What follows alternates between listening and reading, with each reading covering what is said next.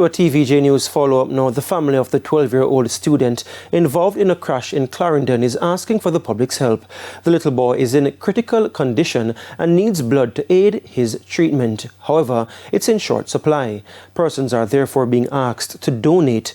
Donations should be made in the name Jamie Miller at the Blood Bank or Kingston Public Hospital or the Maypen Hospital in Clarendon. After donating, you are asked to forward the donor's receipt to 1-876-554-3223. The Lennon High student was critically injured on Monday when the illegal taxi in which he was traveling collided with another vehicle. Two students also from the Lennon High School died in the crash.